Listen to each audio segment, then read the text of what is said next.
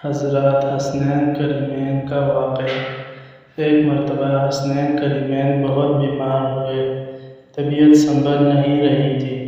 خاتون جنت نے دونوں شہزادوں کی صحتیابی کے لیے منت مانی کہ اے اللہ، اگر دونوں بچوں کو صحت مل گئی تو ہم میاں بیوی 3 دن لگاتار نفلی روزہ رکھیں گے۔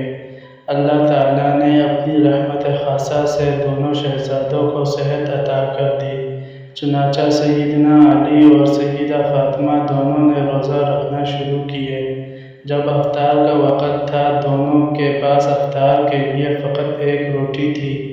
اتنے میں دروازے پر دستک ہوئی۔ پوچھا کون؟ تو جواب ملا، میں مسکین ہوں، بھوکا ہوں، اس در پر آیا ہوں کہ کچھ مل جائے۔ تو میاں بیوی نے سوچا کہ ہم بغیر کھائے گزارا کر دیں گے، لیکن اس سیل کو خالی ہاتھ نہیں بھیجنا چاہیے۔ چنانچہ روٹی اٹھا کر اس سیل کو دے دی اور خود بغیر کھائے فقط پانی پر روزہ افطار کر لیا۔ صبح سحری بھی فقط پانی پی کر ہوئی۔ دوسرے دن حضرت علی نے کچھ کام کیا، مگر اجرت فقط اتنی ہی ملی کہ دوسرے دن بھی دونوں کے لیے فقط ایک روٹی ملی۔ جب افطار کا وقت قریب ہوا تو پھر دروازے پر دستک ہوئی اور ایک یتیم سائل بن کر آیا ہے، کچھ کھانے کے لیے مانگ رہا ہے۔ تو میاں بیوی نے سوچا، آج پھر ہم کچھ کھائے بغیر گزارا کر دیں گے، لیکن سائل کو خالی ہاتھ نہیں بھیجنا چاہیے۔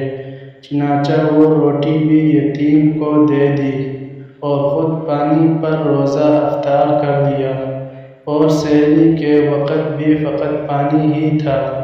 اور تیسرے دن پھر حضرت علی کچھ لے کر آئے، لیکن وہ بھی اتنا کہ میاں بیوی بمشکل روزہ افطار کر سکتے تھے۔ لیکن اس دن ایک اسیر نے دستک دی اور سوال کیا، گویا 3 دن متواتر بھوکا رہنے سے حضرت علی اور حضرت فاطمہ کی حالت بہت خراب تھی۔ بھوک کی شدت نے مضطرب کر دیا تھا، لیکن اللہ کے نام پر سوال کر دینے والے کو خالی ہاتھ بھیج دینا ان کے سامنے مناسب نہیں تھا۔